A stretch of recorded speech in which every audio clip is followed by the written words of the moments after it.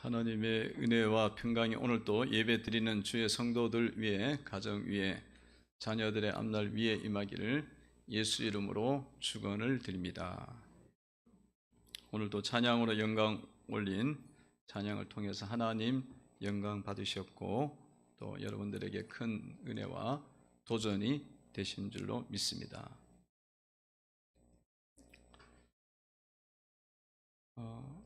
지난주에 우리가 말씀을 살펴보았던 것처럼 예수님께서 10명의 그 나병 환자를 예수님께서 만나셨고 10명의 나병 환자들이 부르짖어 기도하고 간구할 때에 예수님께서 그 나병 환자를 이렇게 제사장에 가라고 말씀하셨고 그런 가정 중에 치유가 일어나는 그런 귀한 일이 일어났습니다. 그리고 이제 그 중에 한 명만 예수님께 돌아와서 감사하고 이제 영광을 올리는 그런 사건이 있었죠. 그거를 이제 바리새인들이 옆에서 보고는 굉장히 많은 이 임팩트가 있었는가 봐요.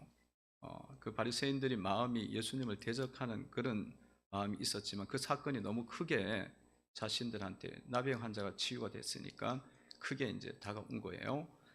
그래갖고 이 바리새인들이 예수님께 자신들이 평소에 궁금했던 하나님 나라, 이 땅에 하나님 나라가 언제 오느냐, 주님의 그 하나님이 다스리는 완전 그 나라가 어떻게 오느냐, 그거를 이제 예수님께 묻는 거죠. 언제 오느냐 이렇게 물으니까 예수님께서 말씀하시기를 하나님 나라에 대해서 말씀하시면서 이런 말씀을 하세요. 하나님 나라는 너희 안에 있다. 이런 말씀을 하십니다. 21절에 보면 이렇게 있죠. 또 여기 있다 저기 있다고도 못하리니 하나님 나라는 너희 안에 있느니라. 그 이제 이 바리새인들이 사실 물었던 거는 하나님 나라가 언제 오느냐, 뭐 그런 어떻게 오느냐, 뭐 이런 쪽을 많이 물어본 건데 예수님께서 대답은 그런 뭐 언제 뭐 그렇게 이야기는 하시지 않으시고 너희 안에 있다. 어떻게 보면 이 동문서답처럼 보이는 그런 말씀인 것 같아요. 여러분 그 대화를 나눌 때에 집사님들하고 대화할 때에 집사님 교회 언제 오세요? 그렇게 물었는데 집사님 제가 식당에 2층 식당에 있을게요.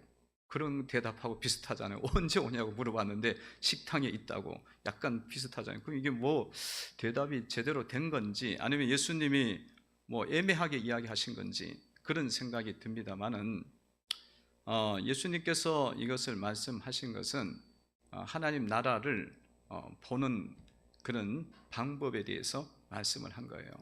하나님 나라는 이렇게 그냥 육신의 눈으로 볼 수 있는 것이 아니라 육신의 눈으로 볼 수 있는 것이 아니라 볼 수 있기만 하는 것이 아니라 20절인 것은 육신의 눈으로 보는 것이 아니라 마음으로 영으로 봐야 된다는 것이죠. 영으로 보면은 하나님 나라를 이미 볼 수 있었는데 너희들이 못 보고 있다. 그 말씀을 하는 거예요. 왜냐하면 나병 환자 10명이 다 치유가 일어났다는 건 그리고 예수님이 그 일을 했다는 건 지금 예수님이 하나님 나라를 그 현장 가운데 이미 있게 하신 거거든요.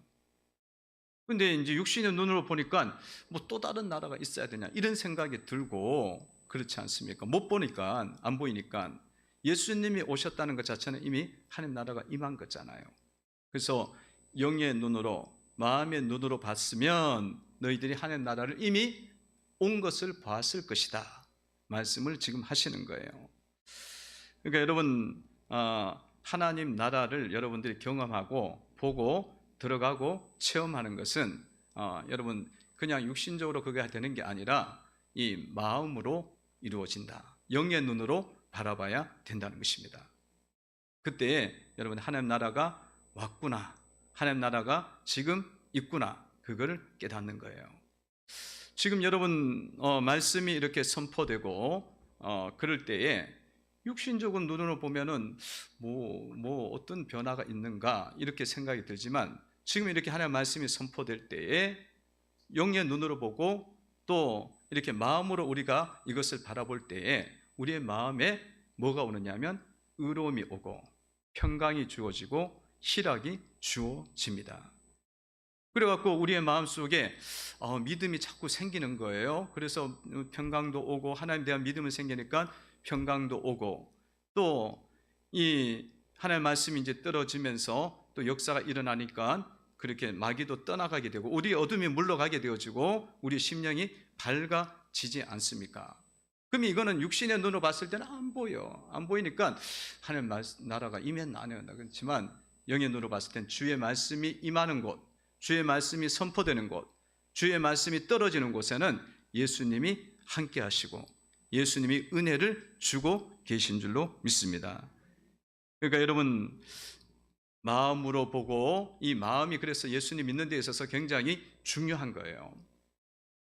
신앙은 여러분, 하나님 섬기는 것은 이렇게 외적으로 이제 섬기는 것도 굉장히 중요하지만 더 중요한 것은 내 마음까지도 온전해져 갖고 거룩해져 갖고 주님을 섬길 때에 그 신앙이 더 온전해지고 하나님 보시기에 하나님 보시기에 온전한 그런 신앙인이 된다는 것입니다.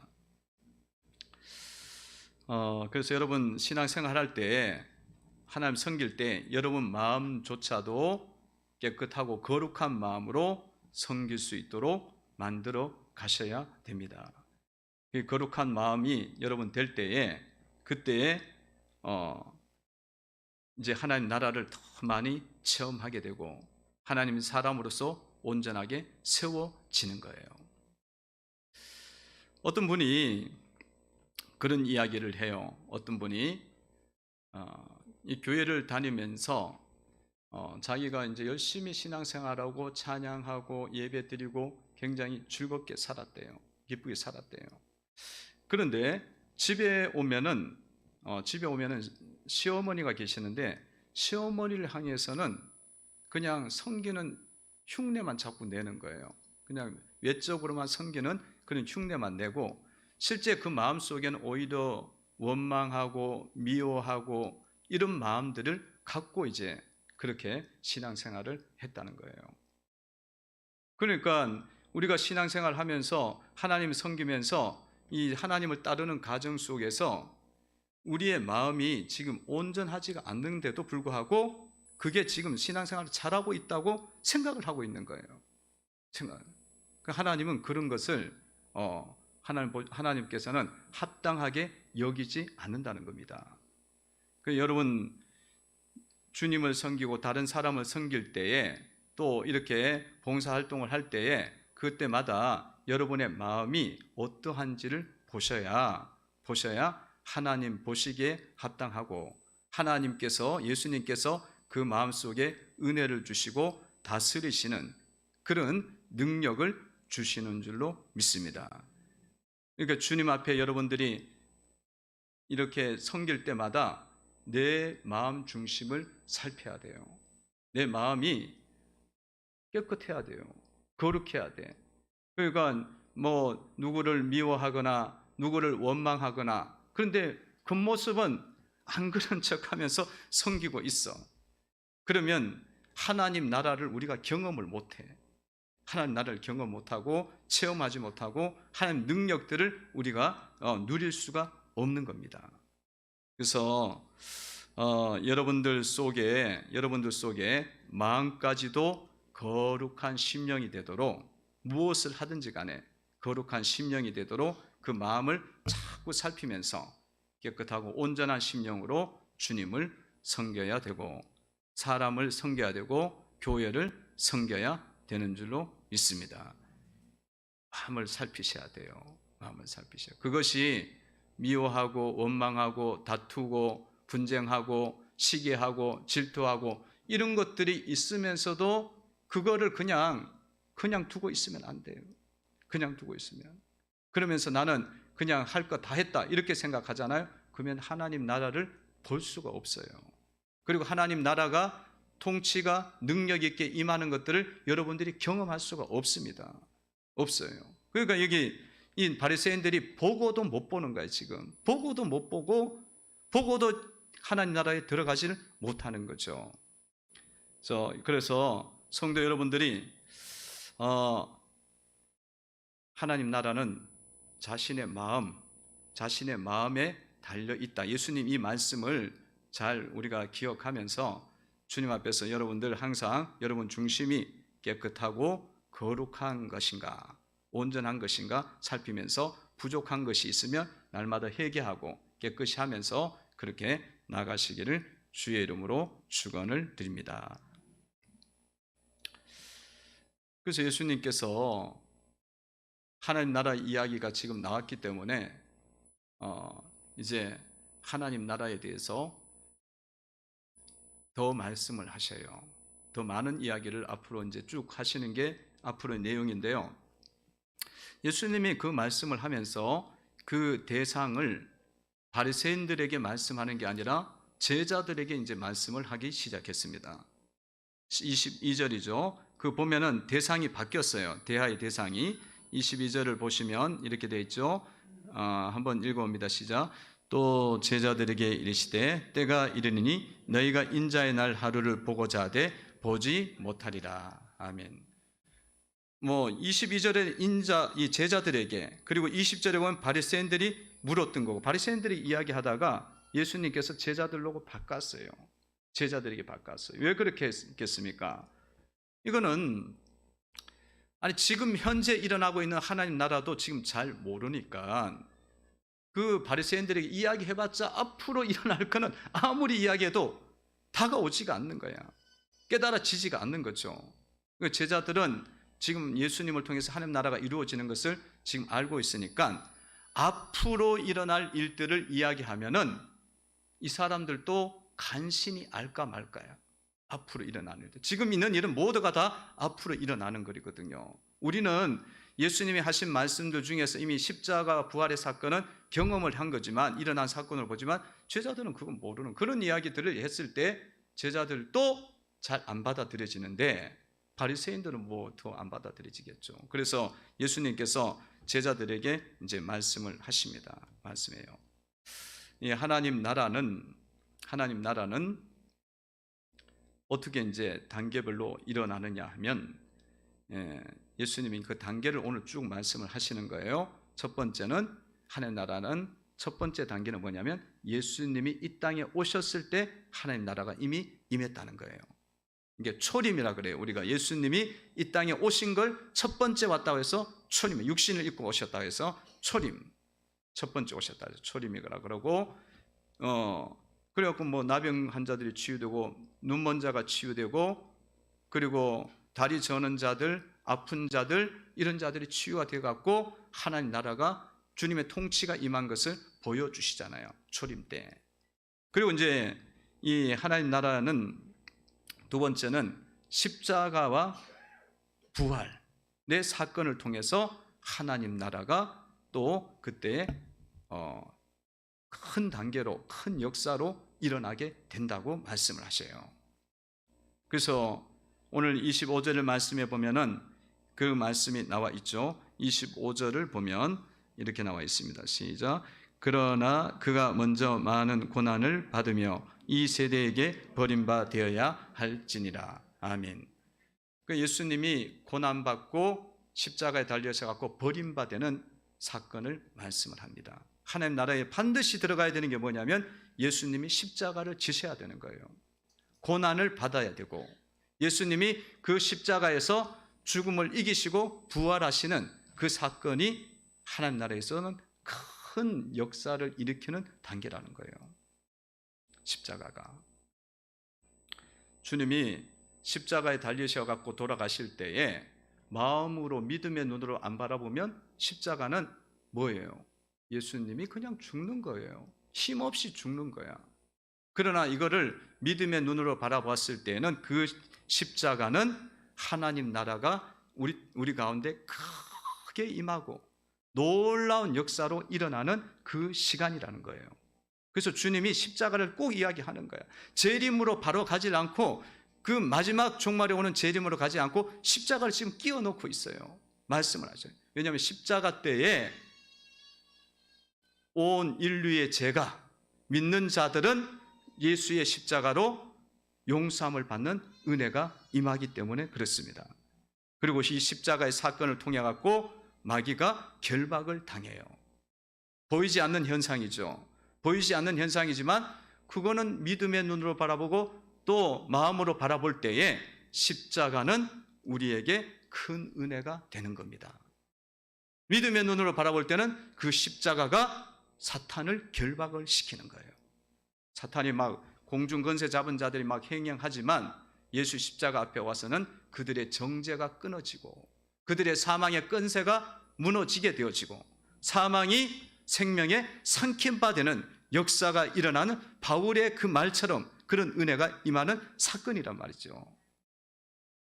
그런데 이런 이야기를 하면 바리새인들은 뭐 도대체 감도 안 잡히지, 뭐 마음으로 초림도 안 받아들이는데 십자가는 예수님 벌 받아서 죽는 거 이렇게 계속 해롱했잖아요. 그 제자들은 좀 이해가 되는 거죠. 그래서 우리도 믿음으로 바라볼 때에 십자가가 우리에게 은혜가 되고 십자가가 하나님 나라가 임하고 십자가가 우리에게 자랑거리가 된다는 것입니다. 그러니까 사도 바울이 십자가 외에는 나는 자랑할 것이 없다. 그만큼 십자가에서 하나님 나라가 구원의 역사가 강하게 일어났다는 거죠. 그리고 이제 예수님이 들림을 받는, 예수님이 재림해서 우리가 들림 받는 그런 일이 일어난다. 세 번째 단계를 말하죠. 재림.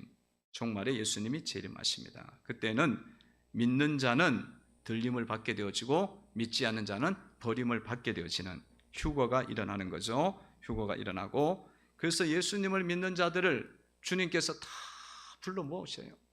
하나님께서 방방곡곡에 있는, 세계에 있는 곳곳에 있는 자들 다 불러 모아갖고 그들에게 주님이 하나님 나라에 들어가게 하는 거예요. 새 하늘과 새 땅에 들어가게 하셔서 그것에서 하나님의 은혜를 받고 영원한 빛의 비춤을 받아갖고 살게 되고, 또 열심히 수고하고 충성된 자에게는 주님이 상급을 주고 은혜를 주는 그런 시간이 오게 된다. 그게 이제 재림 때까지 지금 말씀하시는 거예요. 주님이 지금 다 말씀, 하나님 나라가 나온 김에 다 이야기하신 거예요. 여러분, 우리는 이제 예수님의 재림을 기다리면서 지금 이 시간에 주님의 그 나라를 지금 누리면서 이제 가고 있어요. 재림을 기다리는 자들인데, 주님께서 재림을 기다리는 우리에게, 예수님의 재림을 기다리는 우리에게 주님께서 이제 오늘 말씀에 주의해야 될 부분들을 지금 중점 그런 내용들을 이제 주시는데, 그 내용이 뭐냐면 좀 주의해야 되고, 그리고 좀 깨어 있어야 되고, 그리고 미혹되지 말아야 된다. 그 이야기를 주님이 꼭 지금 하고 계셔요. 재림을 사모하는 자들에게 주님이 꼭 해주고 싶은 말씀이 있는 거예요. 그건 뭐냐면 미혹되지 말라, 속지 말라는 거예요. 첫 번째,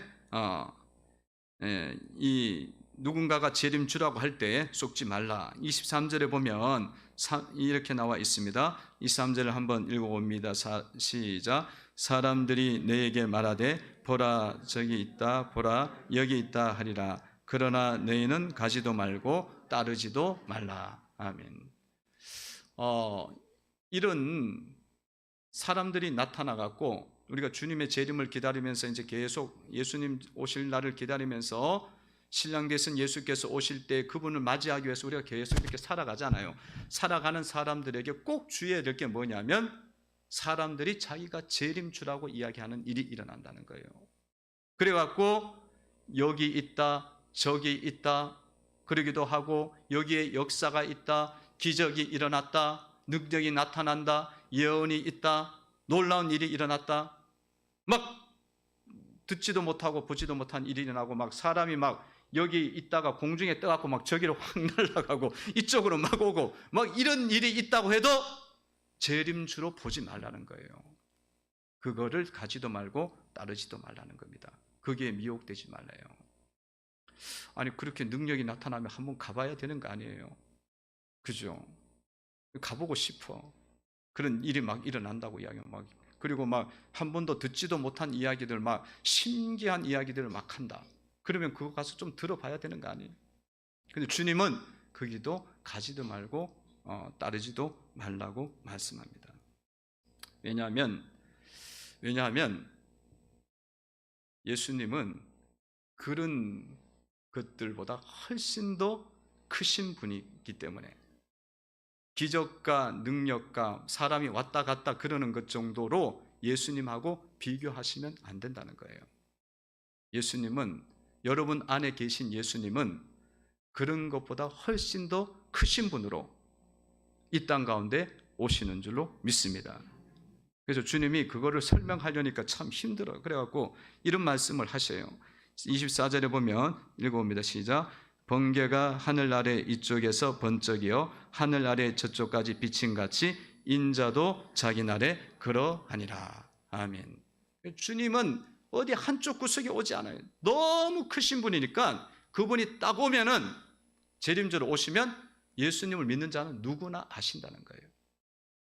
여러분, 번개가 저쪽에 시흥시 저기 안산 대부도 쪽 그쪽에 빵 치더라도 하늘 높이서 치면 여기 월곶에 있는 사람도 보여요. 왜냐하면 번개가 너무 높은 데 있고 크니까.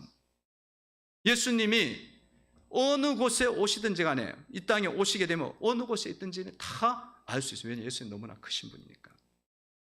그런 것들에 미혹되지 말라는 거예요. 그거는 속임수다.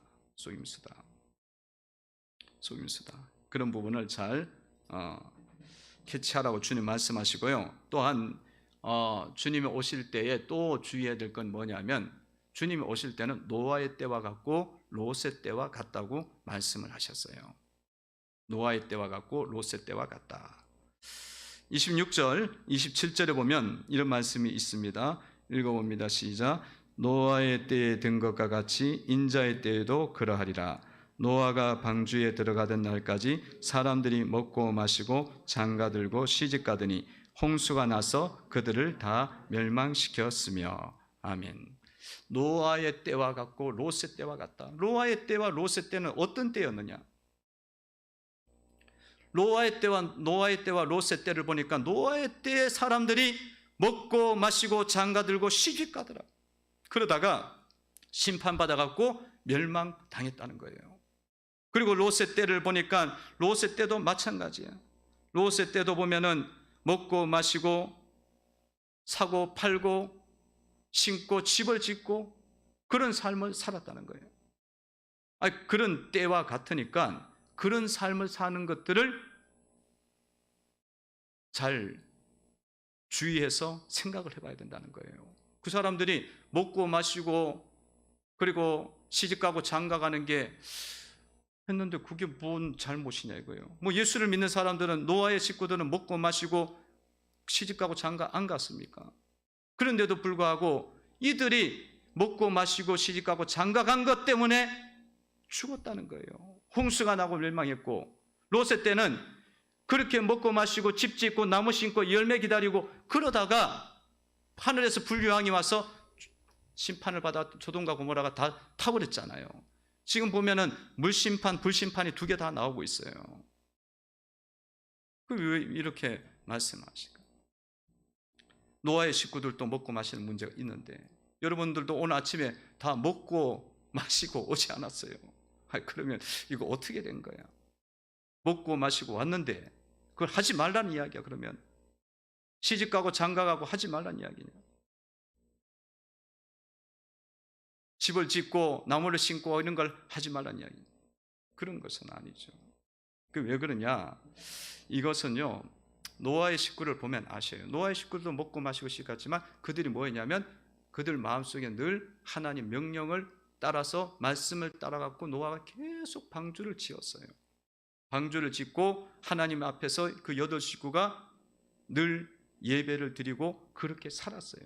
방주 앞에서 하나님 말씀에 준행하는 자였거든요. 준행한 자였어요. 그러니까 여러분, 이것이 이 땅을 우리가 주님의 재림을 기다리면서 살아가는 우리의 삶이 이 초점이라 그럴까요? 이 중심이 어디에 가 있는지를 봐야 된다는 거예요. 먹고 마시고 시집가고 장가가는 게 인생의 전부야. 그러면 멸망한다는 거예요. 먹고 마시고 시집가고 나무 사고 팔고 물건 사는 거 얼마나 좋아해. 지마켓이나 어디 가고 그러고 막 그러는데 그게 너무 다 전부 다야. 그게 전부 주 목적이고 우선순위고 제일 앞에 가 있어. 말씀 짓는 것, 방주를 짓는 것, 예배를 드리는 것, 그거는 없어. 그러면은 홍수가 나고 심판이 올 수밖에 없다는 거예요. 깨어 있어서 받아들이지 못한다는 거지. 그러니까 여러분들이 주님을 섬기면서 여러분들은 어떠한가를 봐야 된다는 거예요. 주님의 때를 기다리는 여러분들이 마치 주님이 안 오실 것처럼, 주님이 이 땅 가운데 통치자로 안 오실 것처럼, 주님의 나라가 지금 여기에도 없는 것처럼 생각하면서 그냥 이 세상에 있는 게 모두 다다, 그게 최고야, 그렇게 하고 살아가면은 심판이 온다는 거예요. 주님 앞에서 맞이를 못해. 그러면 여러분 자신을 보시라는 거예요. 주님이 왜 이 말씀을 하겠어요? 그때에 내가 노아 때에 그런 사람들과 같지 않는지, 그러면 빨리 돌이켜라. 롯의 때에 있는 그 사람들처럼 그렇게 살고 있지 않는지 빨리 생각해보고, 그렇다면 돌이켜야만 주님을 맞이할 수가 있는 겁니다. 성도 여러분들 마음속에 중심이 어디가 있습니까? 여러분, 세상이 훨씬 더 크게 와 있지 않나요? 세상에 먹고 마시는 일들, 그거에 대해서 너무 크게 잡아서 주님은 그냥 예배 잠깐 드리고 그리고 난 다음에 이제 내 할 일 또 해야지, 그게 대한 머릿속에 막 가 있지 않습니까? 그러면은 여러분의 인생 속에 홍수가 옵니다. 안 올 것 같지요? 때가 되면 와요. 어느 시점에 되면 와. 그러면 멸망당하는 거예요. 오름이 오는 거예요. 여러분, 주님을 섬기면서 예배를 드리면서 영적으로 이 말씀을 우리가 받아들이지 못하면, 깨어있지 못하면은 내가 롯의 때와 같고 노아의 때 같은 그런 삶을 지금 살아가고 있는 거야. 그들이 왜 그렇게 머리가 나빴냐, 예수님 말씀에서 들어야지. 그게 아니라 지금 내가 그렇게 살고 있는 거예요. 그렇게 살고 있는 거예요. 그래서 여러분의 믿음과 여러분의 마음과 여러분의 삶을 오늘 이 말씀을 비춰서 롯의 때와 같지 않느냐, 노아의 때와 같지 않느냐 보시면서 여러분 속에 온전한 회개가 있어야 되는 줄로 믿습니다. 여러분, 주님이 여러분의 마음의 중심을 너무 잘 아셔요. 어디에 주님을 많이 두고 있고 어느 주님께 얼마나 두고 있는지, 나는 또 세상에 대해서 얼마나 두고 있는지 주님이 모르시지가 않는다니까. 그럼 뭐 다 모를 것처럼 우리가 착각을 하는 거지. 착각을 하는 거예요. 지금 주님이 이게 롯의 때와 같고 노아의 때와 같다고 이 말씀을 하시는 이유는 주님은 너무 잘 아는 거야. 주님의 심판은 정확한 거예요. 그러니까 내가 나를 속이지 말라 이거예요.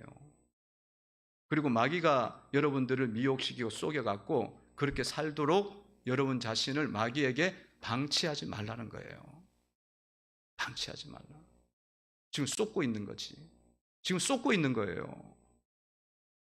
속아갖고 마귀가 속여갖고 우리를 지금 멸망으로 끌고 가고 있는 상황이에요. 만약에 우리 중심이 그렇게 안 가 있다면 얼마 안 지나면요, 여러분들이 예배를 드리면서 뭐 예배는 그냥 뭐 갯절이야, 겉절이 그냥 뭐 갯다리야, 그냥 그리고 빨리 이제 또 다른 거 가야지, 이게 막 있잖아요. 그 내가 잘하는 건 줄 알아. 신앙이 뭐 적당히 목사님 얼굴도 한번 받고 교회도 한번 들렀으니까 다 됐지 뭐. 그런 중심으로 우리가 신앙생활하면 주님 맞이할 때 우리가 영접을 못 한다니까. 그리고 우리 현세 속에 홍수와 심판이 오게 되기 때문에 자기를 속이지 말라. 이거를 이 말씀을 우리가 붙잡고, 이 말씀은요, 여러분이나 나나 똑같은 거야. 저도 이제 그 문제에 속을 수가 있는 거예요. 그런 두려운 말씀을 우리가 붙잡고 홍수가 일어나는 것을 막고 우리의 삶을 축복으로 이끌어가야 되리라 믿습니다. 깨어나시기 바랍니다. 깨어나셔야 돼. 주님이 모르신다고 자꾸 생각을 해. 마귀도 우리를 적당히 아는데 주님이 어떻게 모르겠어요? 주님이. 여러분, 적당히 막 그냥 중직자가 됐는데도 뭐 예배를 뭐 적당히 드리고, 집사, 건사, 안수 집사가 되고 장로가 되는데 적당히 드리고, 그리고 뭐 다 떼웠어. 그렇게 하면 안 된다는 거예요. 때가 되면 주님이 다 가져오라 그래요. 기다리고 계시는 거야. 딱 때가 되면 결산하자 그럽니다. 결산할 때 주님 앞에 가서 결산도 하지만 지금 이 삶에서 결산 한번 한다니까. 그러면 우리는 그 열매로 결산을 받는데 내 드릴 게 없으면 다 심판이에요. 물론 그 심판은 여러분들을 거룩하게 하고 세우기 위한 하나님의 사랑일 수 있습니다. 사랑이에요. 거룩하게 하기 위해서. 제가 간간히 성도들 이야기를 듣고 그럽니다만은 또 이렇게 여러 간증들도 듣고 그러지만 다 여기에 빨려 들어가 있어. 지금 이 시대가 먹고 마시고 이게 최고인 줄 알아. 이게 최고인 줄 알아. 좋은 거 먹고 좋은 거 마시고 좋은 취미 만들고 그리고 뭐 나무 심고 집을 멋지게 짓고 이게 최고인 줄 알아. 주님이 주시는 나라에 비하면 이거는 다 쓰레기예요. 그렇게 믿고 주님의 나라를 사모해야 될 줄로 믿습니다. 막 들어보면은 막 이미 들어와 있어. 멸망이 들어. 그런 것들이요. 여러분들이 정신적인 문제로 오기도 하고요. 물질적인 문제로 오기도 하고 자녀에게 문제도 오기도 하고요. 사업과 직장의 문제로 와요. 홍수가. 그렇게 들어와요. 그래서 여러분 주님의 때를 기다리면서 또 여러분 꼭 기억하셔야 될 건 주님께서 말씀하시기를 이제 그때 가면 들림받는 일이 이렇게 될 것이다. 약속해 주셨어요. 34절, 35절입니다. 읽어봅니다. 시작. 내가 너희에게 이르노니 그 밤에 둘이 한 자리에 누워 있음에 하나는 데려감을 얻고 하나는 버려둠을 당할 것이요 두 여자가 함께 맷돌을 갈고 있음에 하나는 데려감을 얻고 하나는 버려둠을 당할 것이니라. 아멘. 신비한 말씀이에요. 그때 이렇게 두 명이 자고 있는데 하나는 데려감을 있는데 둘이 자고 있다는 것은 부부잖아. 두 명이 같이 자고 있다는 것은 부부인데 한 명은 데려감을 얻고 한 명은 못 데려가. 가정에서 같이 살았고 그리고 같이 밥을 먹었고 취미도 같고 그렇게 살았고 잠잘도 같이 잤어. 장소도 다르지 않아. 같은 방에 잤는데 하나는 데려가면 돼. 맷돌을 가는데 35절에서는 두 사람이 맷돌을 가는 한 사람은 열심히 맷돌을 가고 한 사람은 콩을 막 받아내고 있어. 밑에서 두부 만드는 콩을. 그랬는데 그 중에 한 명은 데려감을 당하고 한 명은 못 데려가. 이게 뭐예요? 직장이 같다는 이야기예요. 일하는 장소가. 근데 같은 직장에 있는 사람 중에서도 하나는 데려가면 하나는 왜 이런 차이가 나겠어요? 그거는요, 예수님께서 인정하는 자는 데리고 갑니다. 계시록에 보면은 믿는 자에게는 뭐가 찍혀있냐면 예수의 이름이 그 이마에 찍혀 있어요. 믿지 않는 자에는 짐승의 표가 있는 거예요. 그러니까 그냥 예수님을 모시고 있지 않는 자들은 같이 살아도 하늘나라 못 가요. 천국 못 갑니다. 그냥 마누라 바지가랑이라 붙잡고 올라가겠다고. 절대로 안 돼. 한 사람은 데려가고 한 사람은 못 올라가요. 여러분, 믿지 않는 자는요, 짐승의 표가 있고요, 믿는 자에게는 성령의 인치심이 있습니다. 십자가의 인이 그 머리 위에 다 있어요. 이마에. 이 이마는 육신의 이마가 아니라 영혼의 이마에 있는 겁니다. 영혼의 이마에 있어. 그래갖고 막 계시록에 막 그 짐승의 표를 받지 말라 그러니까 사람들 짐승의 표는 또 바코드래. 그래갖고 666 바코드 해갖고 그 666에 바코드에 66이 있다는 거. 그걸 받지 말라고. 그래서 뭐예요? 그 신용카드도 만들지 말고 또 뭐 칩도 받지 말고 그렇게 이야기해요. 그게 성경을 오해를 하는 거예요. 우리를 자꾸 성경을 오해. 여러분 이 이마에 찍히는 건 영적인 인치심이에요. 영혼에 인치는 거야. 영혼에 인치는 거기 때문에 육신에 뭘 받았든지 상관은 없어. 사실은 상관없어요. 오해하지 마시라고. 그리고 요즘에 또 뭐가 나오냐면 백신 맞지 말래. 백신 안에 또 무슨 DNA가 들어가고 RNA가 들어가고 그게 짐승의 표가 있대. 그런 쓸데없는 이야기 좀 하지 마. 자꾸 그렇게 가면은 기독교가 완전히 세상에서 적이 돼요. 도태됩니다. 도태돼요. 하여튼 뭐 그거는 곁다리 이야기고요. 여러분, 주님을 믿는 자는 주님 앞에 캡철당해서 하나님 앞에 올라가는 은혜를 잊게 됩니다. 여러분들 주님 오실 때 여러분 이름 불러서 다 들림을 받기를 바랍니다. 들림 받으셔야죠. 아니, 뭐 어떻게 들림을 어떻게 받을 수 있을까? 그런 일이 일어나겠는가? 예수님 말씀이면 그냥 믿어야 돼요. 예수님 말씀이면. 여러분 500년 전이라고 생각해 봐요. 500년 전에 하늘에 쇳덩어리가 돌아다니는데 거기에 사람이 500명이 타고 있더라. 믿어져요, 안 믿어져요? 500년 전에 안 믿어지지. 왜? 뭐 그런 적을 본 적도 없으니까, 들은 적도 없고. 근데 지금 비행기 안에 500명이 타고 있다니까. 사람의 기술이 그래요. 그리고 조금 지나면 사람 한 명이 있죠. 하늘을 날아다닐 수도 있어요. 드론 때문에.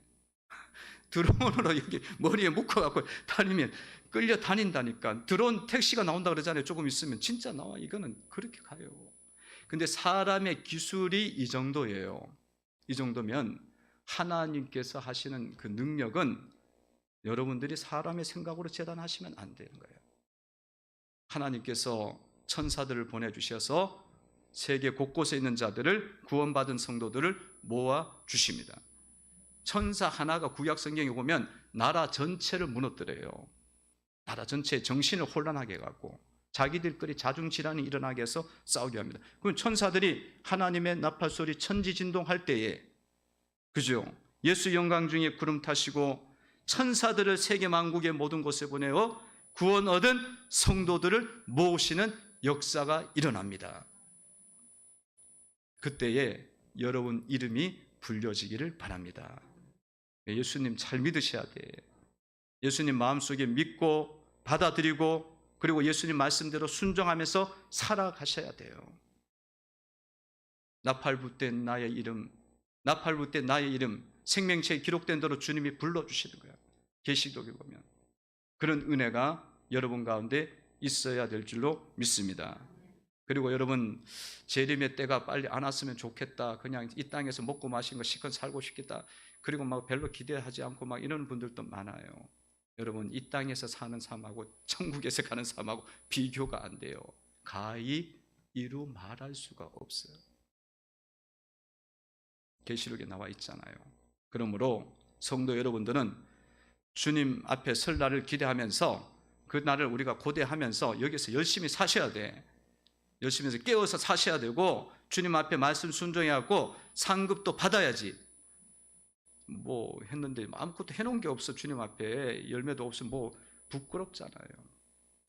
말씀에 잘 순종하고 날마다 방주 짓는 일에 열심을 내시기를 바랍니다. 노아가 방주 짓는 일에 열심히 내고 구원 받잖아요. 노아가 말씀 순종하면서 구원 받죠. 방주 짓는 일은 뭐냐?